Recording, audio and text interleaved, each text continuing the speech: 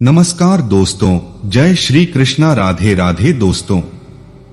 वास्तु शास्त्र और ज्योतिष शास्त्र हमारे जीवन के दो अभिन्न अंग हैं। हमारे द्वारा किए गए प्रत्येक कार्य का फल हमें इन्हीं के द्वारा मिलता है। हम दिन भर में जो भी कार्य करते हैं, जो भी बात कहते हैं, सुनते हैं, यहां तक कि जो भी खाते पीते और पहनते हैं, उसका प्रभाव हमारे जीवन पर अवश्य पड़ता है।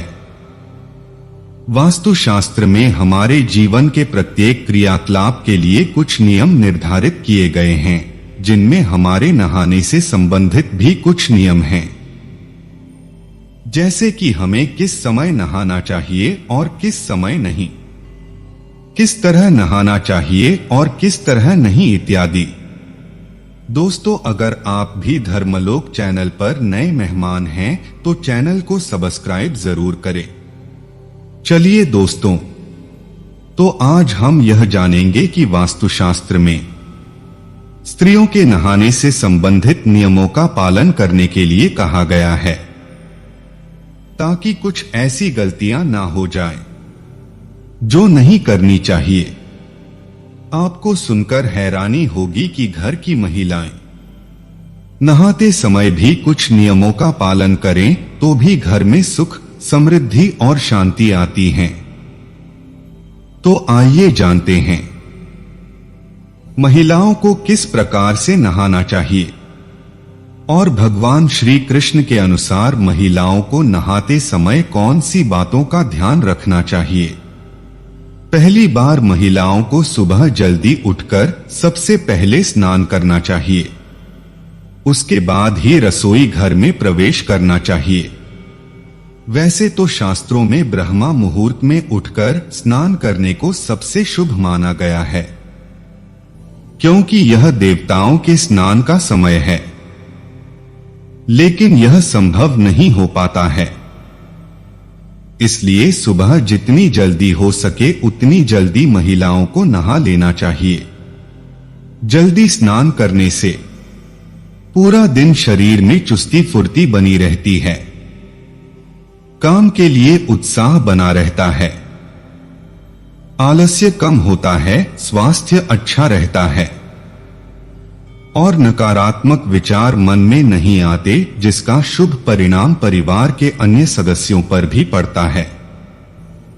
दूसरी बात, स्नान के बाद भगवान की पूजा को भी शास्त्रों में बहुत महत्वपूर्ण माना गया है। स्नान के बाद भगवान का नाम स्मरण करने और पूजा पाठ करने से घर में सकारात्मक ऊर्जा व्याप्त हो जाती है और सुख शांति आती है। इसलिए महिलाओं को नहाने के बाद सबसे पहले भगवान का नाम स्मरण करना चाहिए। इससे मानसिक तनाव दूर होता है और राग द्वेष दूर होते हैं और परिवार में प्यार बना रहता है। शास्त्रों के अनुसार नहाना एक महत्वपूर्ण और उत्तम कार्य होता है। लेकिन क्या आपको पता है कि नहाने का भी एक सही समय और सही तरीका होता है।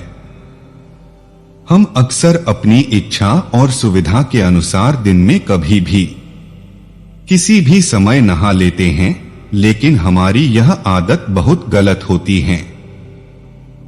इसके फायदे कम और नुकसान ज्यादा होते हैं। हमारे महान शास्त्रों में से एक गरुड़ पुराण में भी हमारे जीवन की प्रत्येक छोटी बड़ी बात का उल्लेख किया गया है और जीवन, मृत्यु तथा स्वर्ग नरक के साथ ही धर्म, व्यवहारिक ज्ञान, संस्कार, आचरण, व्यवहार इत्यादि के विषय में भी बहुत कुछ बताया गया है। आज हम जानेंगे गरुड़ पुराण के अनुसार नहाने के लिए कौन सा समय उत्तम होता है, स्नान कितने प्रकार के होते हैं और उनके क्या लाभ और हानियां हैं। सबसे पहले हम जानते हैं स्नान के कितने प्रकार हैं। शास्त्रों के अनुसार ब्रह्मा स्नान, देव स्नान, ऋषि स्नान, मानव स्नान और दानव स्नान स्नान के मुख्य प्रकार होते हैं। इन्हें समय के अनुसार वर्गीकृत किया गया है।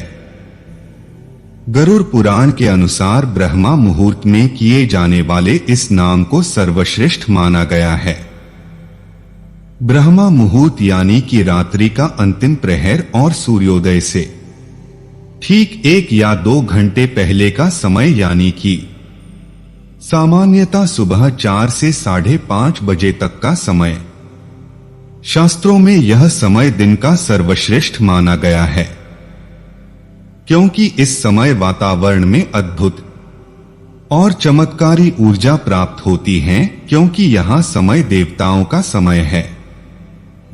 इस समय ईश्वर का स्मरण करते हुए ब्रह्मा मुहूर्त में किए जाने वाले ब्रह्मा स्नान को सर्वश्रेष्ठ स्नान कहा गया है। इस समय स्नान करने थे और इस स्नान के तुरंत बाद सूर्य देव को जल देने थे। हमारे जीवन में सुख, समृद्धि और शांति आती है। दिन भर हमारा तन और मन सकारात्मक ऊर्जा से भरपूर रहता है। दूसरा है देव स्नान। सुबह 5 से 6 के बीच किया जाने वाला स्नान देव स्नान कहलाता है। सभी पवित्र नदियों का स्मरण करते हुए किए जाने वाले स्नान को भी श्रेष्ठ स्नान माना गया है। इस समय स्नान करने से हमारे शरीर में सकारात्मक ऊर्जा का संचार होता है और सभी प्रकार की नकारात्मकता और बुराई हमारे शरीर से बाहर निकल जाती है। इसी तरह देवी स्नान के समय स्नान करने से धन के साथ हमारा मन भी शुद्ध होता है। तीसरी बार सुबह सुबह जब आकाश में तारे नजर आते हैं, उस समय की गई इस नाम को रितेश नाम कहते हैं। यह भी श्रेष्ठ स्नान माना जाता है। इस समय स्नान करने से हमें मानसिक शांति मिलती है।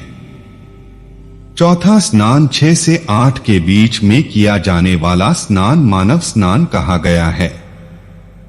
स्नान सूर्योदय के समय या सूर्योदय के ठीक बाद में किया जाता है। इस समय स्नान करना भी अच्छा माना गया है। शरीर में दिन भर सकारात्मक ऊर्जा व्याप्त रहती है, जो हमें किसी भी कार्य को करने के लिए उत्साहित करती है। सुबह 8 बजे के बाद स्नान करना हमारे शास्त्रों में सही समय नहीं माना गया है। इतने वातावरण में व्यापक देवी शक्ति बहुत कम हो जाती है। इसलिए मनुष्य में उत्साह और ऊर्जा की कमी दिखाई देती है, जिससे वह दिन भर आलस्य का अनुभव करता है। पूरे दिन शरीर में सुस्ती भी रहती है और किसी भी काम में मन नहीं लगता है। इसलिए सुबह 8 बजे से पहले ही स्नान कर लेना चाहिए। जो महिलाएं 8 बजे के बाद स्नान करती हैं, उनके घर से सुख समृद्धि चली जाती है। सूर्योदय होने के बहुत समय बाद तक भी जो लोग स्नान नहीं करते हैं, उनके मन में दिन भर क्रोध, राग, द्वेष, नकारात्मकता, कमजोरी और चिड़चिड़ापन बना रहता है, जिससे इनके काम में मुश्किलें आ सकती हैं। इसलिए गरुड़ पुराण में हमें प्रतिदिन ब्रह्मपुरी स्नान, देव स्नान, प्रीति स्नान या मनुष्य स्नान करने की सलाह दी गई है। प्रतिदिन इस पवित्र समय पर जाकर स्नान करके ईश्वर की पूरी श्रद्धा से आराधना, प्रार्थना और पूजा पाठ करने थे तथा सूर्य देवता को अर्घ्य देने से हमारे तन के साथ साथ मंदसौर पवित्र हो जाता है और हमारी बहुत से समस्या का समाधान हो जाता है। दोस्तों, अब हम एक विशेष बात जान लेते हैं कि महिलाओं को नहाते समय एक बात का ध्यान रखना चाहिए। जीते वास्तु शास्त्र के अनुसार गलत माना गया है और अक्सर महिलाएं यह गलतियां कर बैठती हैं। नहाते समय किसी भी स्त्री को पूर्ण रूप से निर्वस्त्र होकर नहाना नहीं चाहिए। यह वास्तु शास्त्र की दृष्टि से सही नहीं होता। इसके पीछे क्या कारण है, आइए हम जानते हैं। हमारे हिंदू धर्म शास्त्र के एक महापुराण पद्म पुराण में इसका कारण एक कथा के रूप में बताया गया है। यात्रियों को पूरी तरह निर्वस्त्र होकर नहीं नहाना चाहिए। दोस्तों, भगवान श्री कृष्ण की लीलाओं की कहानियां तो आपने अनेकों बार सुनी होगी। इनमें से आपने वहां कहानी भी सुनी होगी जिसमें भगवान श्री कृष्ण यमुना नदी में स्नान कर रही गोपियों के वस्त्र चुरा लेते हैं। और इस कहानी को आपने मात्र भगवान श्री कृष्ण की गोपियों के साथ एक पीड़ा समझ लिया होगा, लेकिन यह असली कारण नहीं है। इसके पीछे भगवान श्री कृष्ण की गोपियों को और सभी स्त्रियों की एक एक छिपी हुई है। क्या भगवान श्री कृष्ण ने गोपियों के वस्त्र चुरा लेते हैं और फिर वहीं पास में ही कदम के पेड़ पर जाकर बैठकर आनंद से बांसुरी बजाते हैं, तो गोपियां समझ जाती हैं कि उनके वस्त्र श्री कृष्ण ने चुराए हैं, तो वे उनसे अपने वस्त्र वापस करने की याचना करती हैं। भगवान श्री कृष्ण पहले तो व्यवस्था लौटाने से मना करते हैं और फिर गोपियों के बहुत मनाने के बाद उन्हें स्वयं ही बाहर निकलकर वस्त्रालय जाने के लिए कहते हैं। गोपियां कहती हैं कि वे उनके सामने पानी में से निर्वस्त्र बाहर कैसे आ सकती हैं, जो भगवान श्री कृष्ण कहते हैं कि जब तुम निर्वस्त्र होकर नहा रही थी तब तुम्हें लगा होगा कि यहाँ कोई नहीं है, लेकिन तुम्हें इस अवस्था में मेरे साथ साथ अन्य ने भी देखा है। मैं तो परोक्ष या अपरोक्ष रूप से इस संपूर्ण सृष्टि के कण कण में व्याप्त हूं, इसलिए मुझसे कुछ छुपा नहीं है। साथ ही धरती, आकाश तथा पानी में रहने वाले जीव जंतु और पशु पक्षियों ने भी तुम्हें ऐसा देखा होगा। स्वयं जल देवता वरुण ने भी तुम्हें निर्वस्त्र देखा है और वे तुम सभी से अत्यंत क्रोधित हैं। भगवान श्री कृष्ण के ऐसे वचन सुनकर गोपियां उनसे क्षमा याचना करती हैं और कभी भी निर्वस्त्र होकर स्नान करने का संकल्प लेती हैं।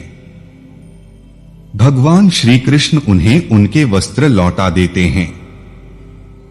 इसमें दोस्तों अभी से कहा जाता है कि स्त्रियों को विशेष रूप से कभी भी निर्वस्त्र होकर नहाना नहीं चाहिए। आइए आप जानते हैं स्नान करते समय कौन सा मंत्र बोलना चाहिए।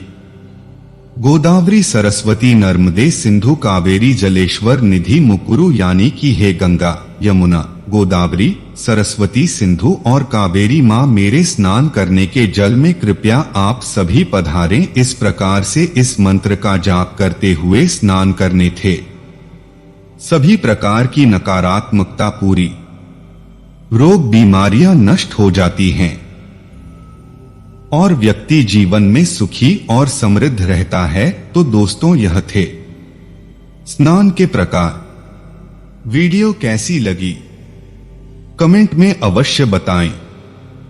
साथ ही वीडियो पसंद है तो लाइक करें। कमेंट में जय श्री कृष्ण राधे राधे अवश्य लिखें। साथ ही वीडियो को अपने दोस्तों के साथ शेयर जरूर करें। धन्यवाद।